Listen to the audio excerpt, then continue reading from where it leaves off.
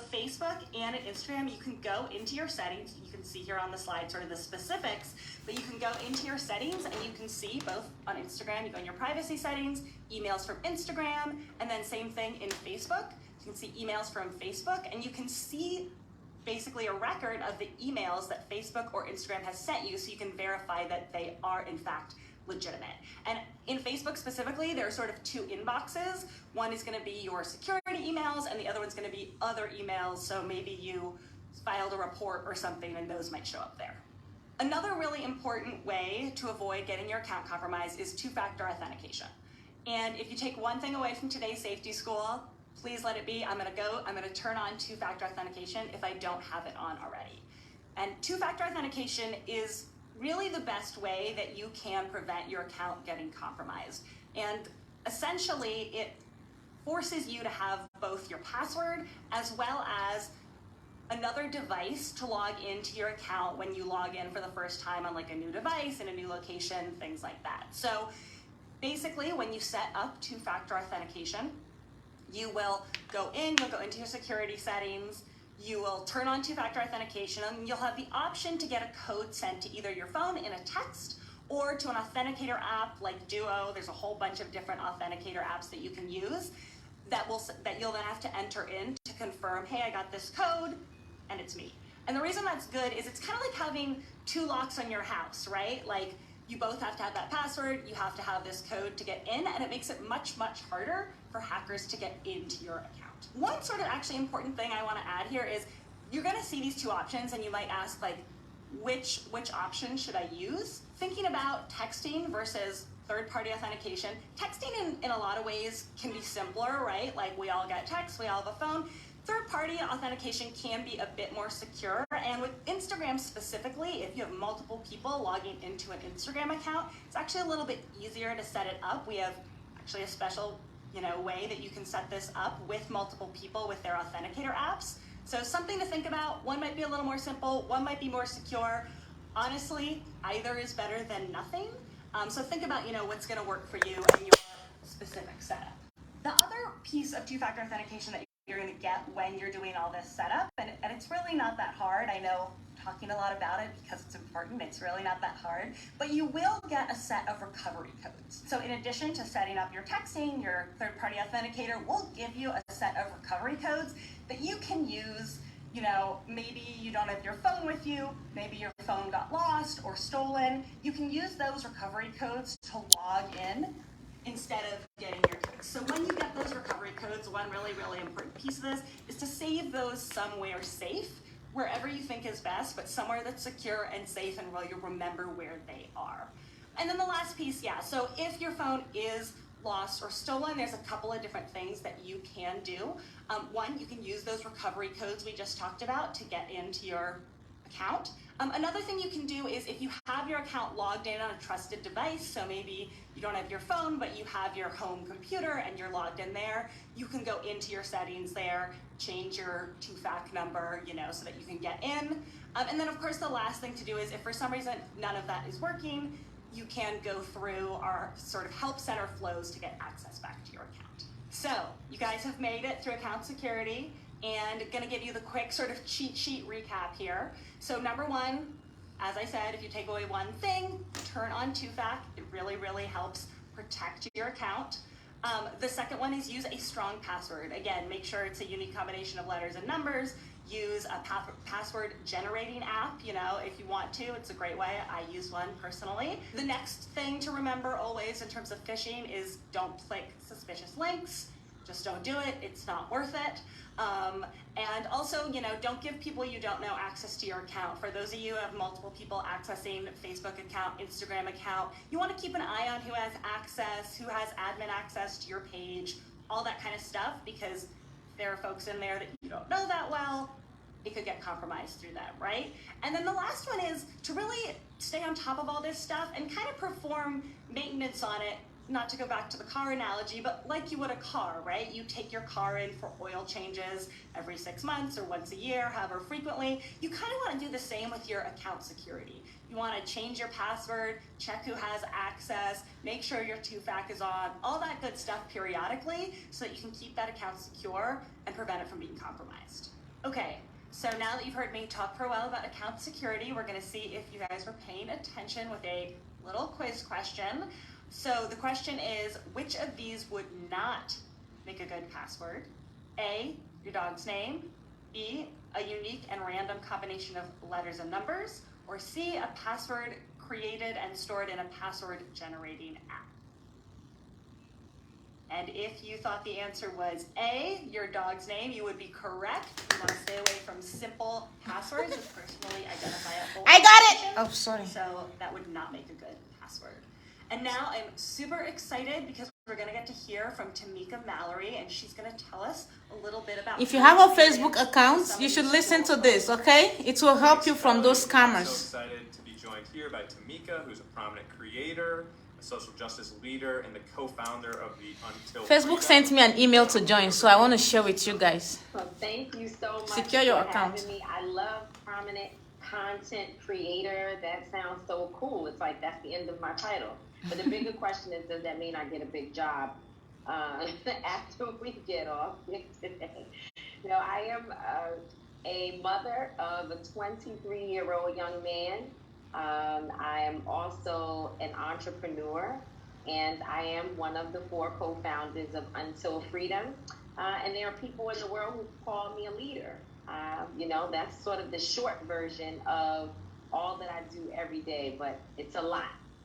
It sounds like it, and I mean, thank you again for joining us. And I think I'll get to start off is, you know, you do all of these things, and you're such an important person to so many people. You know, how does Facebook or Instagram play a role in that, whether it's reaching your audience or helping you build community?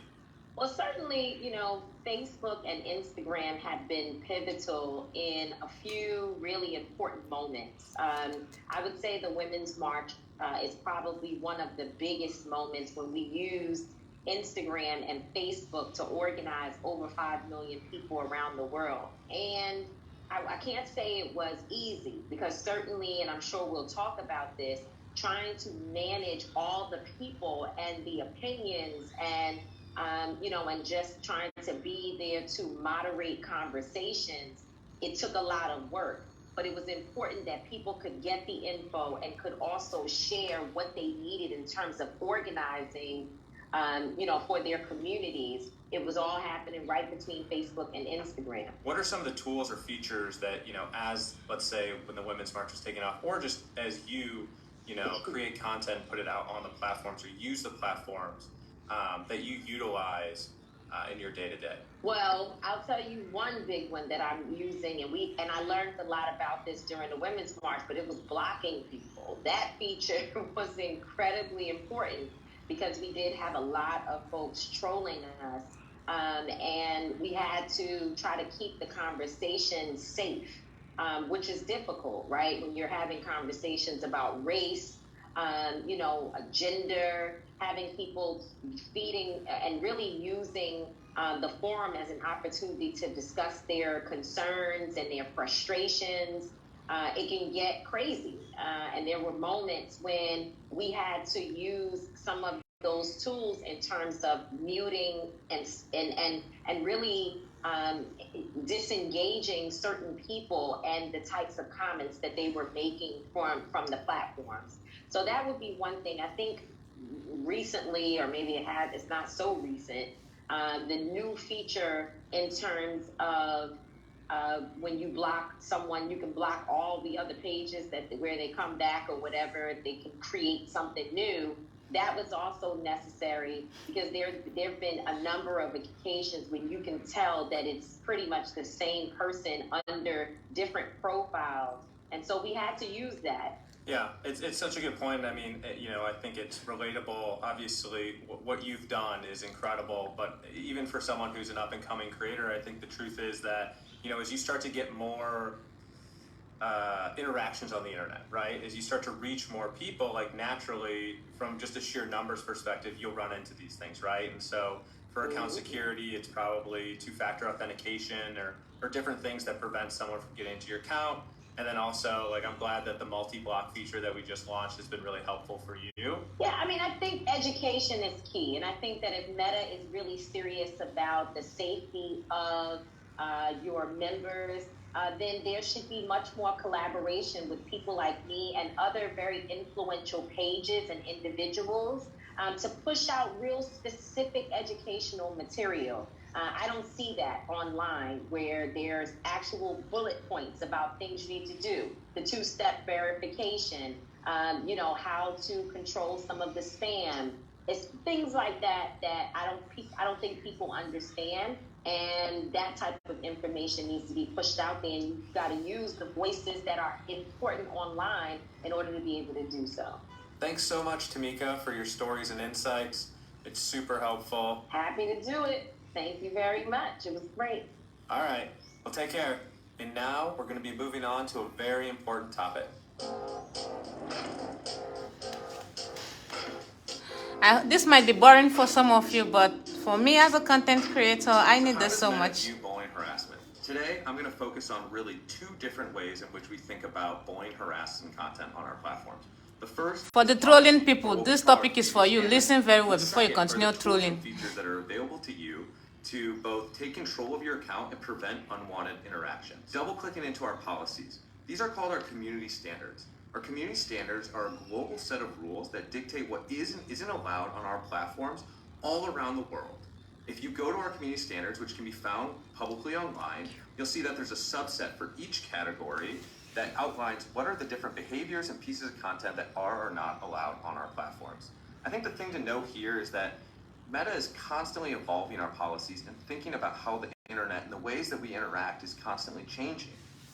We have this global set of rules that are built by a global and diverse team, as well as we take input from third parties such as academics, researchers, nonprofit organizations, all with the goal of staying up to date, staying constant with what's happening on the internet, as well as accounting for regional nuances that may take place. And if you would like to learn more about our community standards, as I said, any search engine, you can search for our Transparency Center and you can find them there. I think before we dig into the tooling section, it's important to acknowledge that bullying harassment is a difficult problem to solve. So you might be asking, why is that, right? And there's a number of reasons which I'll go over, but the biggest reason in my mind is that bullying harassment is often extremely contextual and personable. So what does that mean? What I mean by that is that if you think about enforcing at scale, which is what Meta does, it can be hard to distinguish between what might be seen as a bullying comment between two individuals or something that might be a lighthearted jest between two friends. So really you need that layer of situational and contextual nuance to understand what the differentiation is between those two things, which can create gray areas. Other aspects are that the landscape of the internet is constantly changing. How we interact, what we say to each other, how things work on the internet is constantly evolving, which Facebook invests heavily in working with, but it also can be a challenge. And the last piece is that rules, laws, and regulations can also pose challenges, right? So as we begin to invest more in privacy and more privacy regulation is rolled out, there can be a trade-off in terms of how Meta thinks about and is able to review, detect, and enforce against potentially policy-violating content. While acknowledging the challenge that exists with bullying and harassment, it's important to know that Meta invests heavily in protecting your experience on our platforms. One of the ways that we do this is by investing in preventing, detecting, and enforcing against potentially policy-violating content. How we do this is through both human capital, which is product managers and engineers, by building scaled systems, by our review process and lowering the turnaround times, as well as the operational and customer support that we provide in a number of different ways on a technical perspective. Additionally, we also build tools and features that allow you to control your experience on our apps, both from allowing you to moderate out content, blocking potentially unwanted interactions, but also empowering you to create the experience that you want on our app via these tools and features. I think about them sort of like a fire extinguisher, right? Nobody wants to obviously use a fire extinguisher unless you have to, but it's really important if the time comes to know how to use a fire extinguisher and especially where it is, right? And so really this next section of tools, it's super important to know where these tools are and have a fundamental basic understanding of them. Because not only in a situation would you want to know how to access them and how to deploy them, but also if you want to invest the time, these tools will help you create the experience that you want on our apps. Diving in, the first tool that I'm excited to cover is Hidden Words. So what this tool is what I would call an account level tool, which means that with just a few clicks, you're taking actions that will apply to your entire account. So for anyone that's following along, you can find hidden words by going to your settings and then privacy and then hidden words. And so hidden words really has two main areas that I would encourage you to kind of check out. The first is a number of toggles that allow you to hide specific content on your account. So you can hide more offensive content, you can hide profanity. Ultimately, what these are is toggle ons that you can take action for that will hide out potentially offensive content from your messages as well as your comments on your account. The second piece of hidden words, which is really the exciting part about it, is the custom word list. So what this does is it allows you to add a custom list of words, emojis, phrases, whatever you want that will then begin hidden from your account. So what does this look like in practice? So if you add the word taco to your custom word list, if anyone comments taco on your account, it will automatically be filtered so that you nor any of your followers see it on your account. If someone sends you a message with the word taco in it, it will automatically be moved to your message request folder so that you don't have to see it if you don't want. But if you want to, you can go in there and you can do a number of different actions like reporting it, blocking the person, or you could have a conversation with them.